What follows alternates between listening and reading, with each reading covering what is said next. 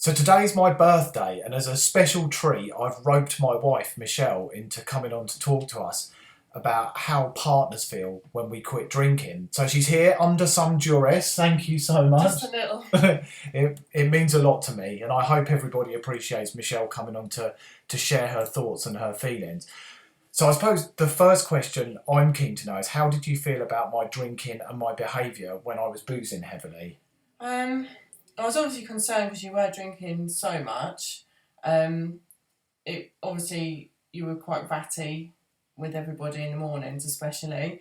I also found that if I was trying to plan something for an evening with family, like a meal out or anything like that, it would all be, well, we've got to get back by this time so you can have a drink when you get back. So yeah, it was more concern about the volume. Yeah, and I think, as I've shared in previous videos, I was putting wine in front of the most important things in my life.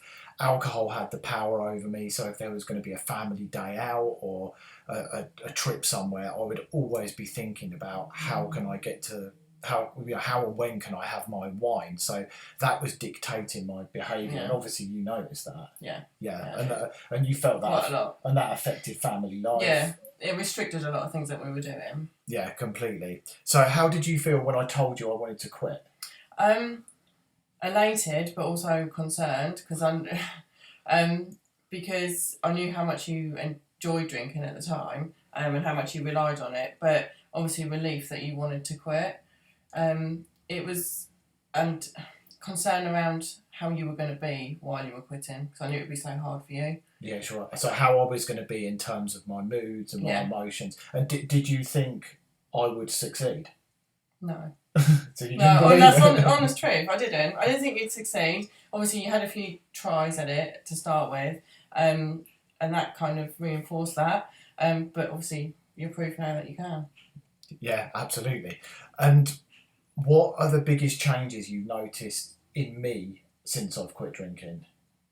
You're not as obsessive. I am still obsessive, by the way. With certain things. Yeah. But with timings and things, and you're much more flexible and open to doing more things as a family, with the sort of wider family as well. Less stressy. Yeah, definitely. And less short-tempered. 100%. Yeah, and I suppose from my perspective, I've seen changes to my skin, to my general sense of well-being, a feeling of happiness and peace and calm in my life, which must then transmit into the family as a whole. So yeah, that's great. Would you say that our relationship has changed since I quit drinking? Yeah. For the better, I hope. Yeah, definitely for the better. Yeah, because you were quite short at times with me and the child. So because you're much more relaxed and happy and calm, it's a much better environment. Yeah, definitely. So you'd say it's a complete change for the best. Yeah. You prefer the sober me to the drinking. Yeah. Well, that's great to hear. So I guess another question would be, what have you learned by being part of my sober journey? Okay, so I've learned the two main things is how many people rely on alcohol and don't realise that they're addicted to drinking. Sorry to interrupt, but I agree. I mean, it was something that really shocked me, was how many people are kind of aware they've got a problem, but they don't know what to do about it. And then equally, how many people aren't aware that they're drinking heavily? I mean... So I'm a prime example of that, because I was drinking with you, so I would drink red wine with you every day. I didn't realise how much I was drinking. I wasn't mindful of it, so I was just drinking. And since you've stopped, I've cut down my drinking dramatically. And that probably... Just naturally. Yeah, and that's probably come from a sense of awareness and me talking about what I'm doing, hopefully not preaching. You never asked me to stop drinking or anything like that, but it's just, you've led by example, really. And this is something that I've shared in other videos and things, that when people say to me, I've quit drinking and my partner won't change, they won't stop. Had I said to you, I want you to stop drinking, how would you have reacted to that? I think that would feel like you were preaching to me and you would expect me to do exactly what you're doing, and I think it has to come naturally.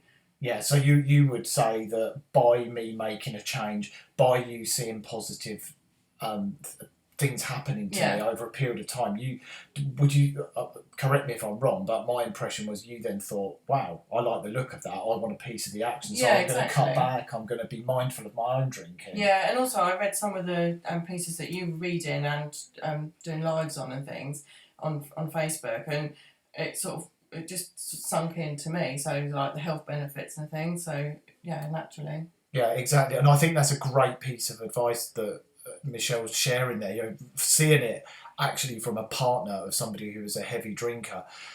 If you want your partner to make a change, or you're hoping that they'll change, there's no point trying to ram things down their throat, preach to them. You're far better to just concentrate and focus on yourself, and then let your actions do the talking. And it can take a while.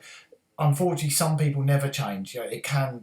They might just never change, and that's when you need to think about a different strategy, which we talk about in another video. But in most cases, over time, people will see that you're serious about making a change, and your life has transformed for the better, and then they'll want a piece of the action. So only one or two other questions. I guess another question that comes up quite a bit is about social life and going out and about. Obviously, I'm not as keen on going to pubs or to booze-fueled events any longer. How would you say our social life has been affected? But I would say that we didn't have a massive social life in that respect anyway. It was only like the Christmas party or a big event that we ever really did that. We never used to go to the pub and sit there like every day or every weekend. So that hasn't changed that much, and obviously you still come to the big events anyway. I suppose we have kind of moved away from a couple of friends, sort of close friends, because it was all based around drinking, really, wasn't it? We used to go to each other's houses, have sort of parties and drink. So we kind of have lost them, but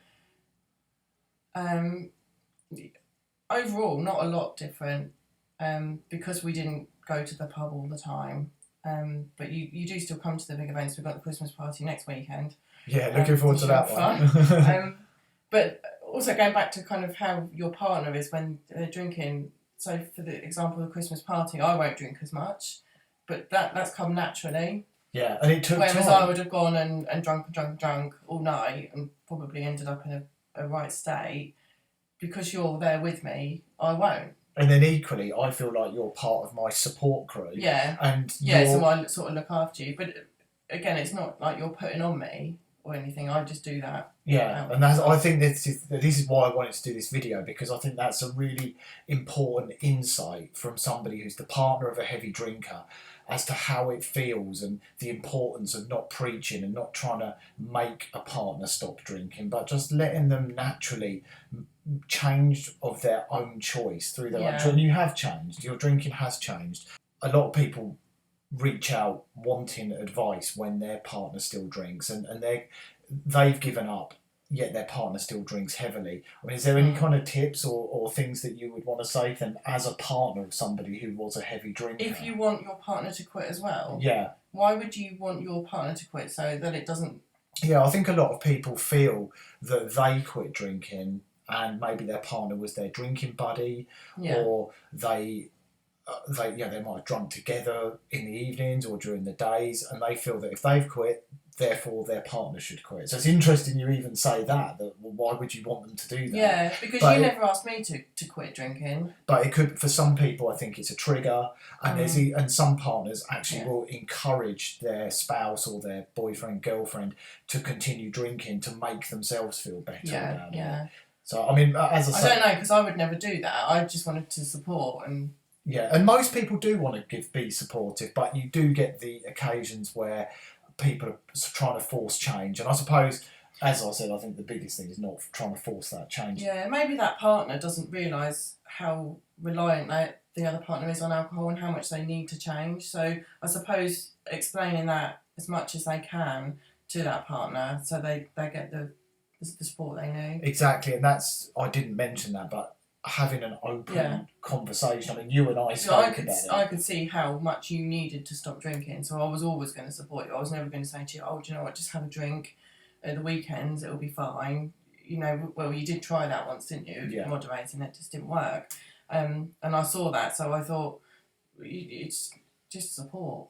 And I think talking is really Yeah. important. And talk not in a way where it ends up in an argument. Oh. You know, think about what you're going to say first. Write it down in your journal, and then consider your approach. And definitely not in a preachy fashion. Talking about it in a way where you're going to be open. It's going to be grown up. And I've always felt we can have open conversations about stuff like that. This without judgment, without it turning into an argument. And sure, at the start, maybe you did think, yeah, here's another one of his crazy ideas. He's never going to see this through. But, you know, you still supported me. Yeah, I do. A lot of them. So that's awesome. So if anyone's got any questions for a partner of a former heavy drinker around how things felt, you know, do feel free to reach out. And I want to say thank you for doing this on my birthday as a special treat for me. You'll have to wait a whole nother year before Michelle comes on again. But thank you for sharing. I think a lot of people appreciate that. No problem at all.